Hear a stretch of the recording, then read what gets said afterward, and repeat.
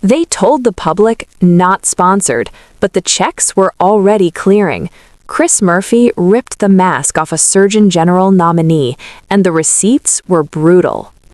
We'll now go to Senator Murphy, and for the awareness of the members, after Senator Murphy, we'll take a 15-minute break for the benefit of Dr. Means, and more importantly, the benefit of her child, and then we'll return 15 minutes, as said. Thank you, Mr. Chairman. Good morning, Dr. Means.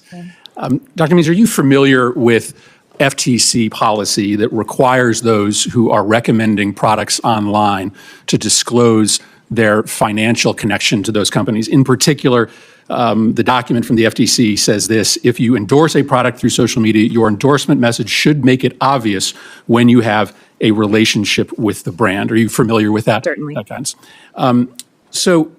As you know, there is a pending complaint regarding your failure to adhere to those guidelines that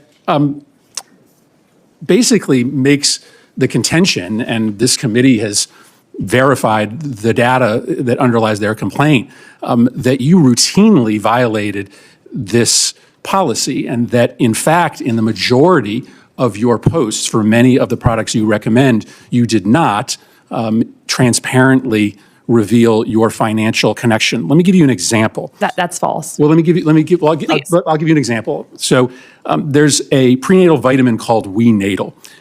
Your filings before this committee show that you started receiving compensation in the spring of 2024. And yet in September of 2024, you posted a video saying that you had no financial relationship to the company, just a big fan. And then in October, you said, not sponsored, just love these. But in fact, you have documentation before this committee that showed when you said those things, you had a financial relationship. You had already started receiving money from that company. So you weren't telling the truth when you said you were just a fan. You were actually receiving money, correct? In any post where I said I am not receiving money, I had not been receiving money at that time. But you had received partnership fees for this particular prenatal vitamin. In fact, prior to September and October, you had posted partnership links in which you get compensated based upon click-throughs, correct? I'm happy to look at whatever documentation you're talking about, but I do not, it's incorrect and it's a false representation. And just to be very clear, I've spent the last several months working with the Office of Government Ethics to be fully compliant with this process. I take it very seriously. Before, during, and after, if I'm in office, I will be in full compliance with the Office of Government Ethics. I think, as I've talked about, conflicts of interest are incredibly important to rectify if we're in public service, and I am fully committed to continuing to work with them. So let me give you some other examples.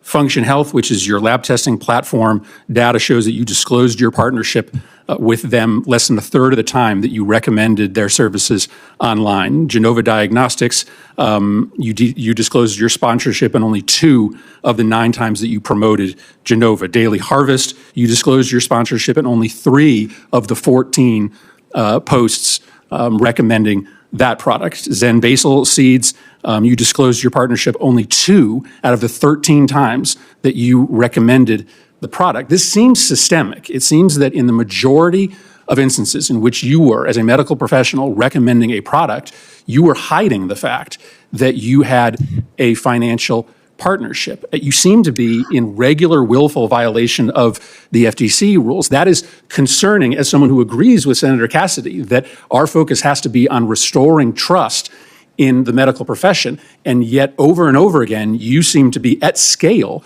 recommending products without telling your followers. And you have 200,000 newsletter subscribers. You have almost 1 million Instagram followers. And in only 3 out of 14 times on Daily Harvest, when you were promoting Daily Harvest, you disclosed that you're getting paid by them? It sounds like you have a lot to say about this issue, and I would be very interested to see how your staff looked at this data. I have a strong feeling that the way in which they gather this data is done intentionally to create these claims that you're making. Well, I have the backup here. I mean, will you acknowledge that in many instances when you were promoting these products, you did not disclose that you had a financial relationship? I don't think that's true. If it has happened, if it inadvertently has happened, I would rectify that immediately. However, I would I would be interested to see how your staff gathered this I'll be data. happy to send it to you. And I will conclude by saying I'll that send I it to take all the committee conflicts. members. I mean, it's pretty incontrovertible evidence. I take conflicts of interest incredibly seriously. I've worked diligently with the Office of Government Ethics to make sure that conflicts are addressed thoroughly.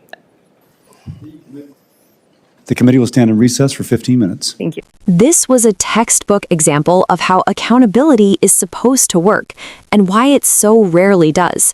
Chris Murphy didn't rely on rhetoric or outrage. He relied on evidence, dates, posts, disclosures, payment timelines. One by one, he exposed a pattern that goes far beyond a single oversight. When a nominee for Surgeon General repeatedly promotes products to hundreds of thousands of followers while failing to disclose financial ties, that is not a clerical error. That is a breach of public trust.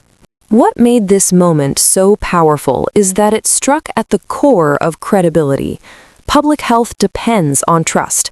Medical advice carries weight precisely because people believe it is grounded in science, ethics, and independence, not affiliate links and hidden sponsorships. When someone seeking one of the most important public health roles in the country appears to blur that line, Americans have every right to be alarmed. Murphy's questioning made clear that this wasn't about partisan theater. It was about whether we are comfortable allowing undisclosed financial influence to sit at the highest levels of government health policy. And the response told its own story. Instead of clear acknowledgement, we got deflection, denial, and vague appeals to future compliance. That's not leadership. That's damage control. If everyday doctors and nurses can be disciplined for ethical violations, then nominees for national office should be held to at least the same standard, not shielded by status or political convenience.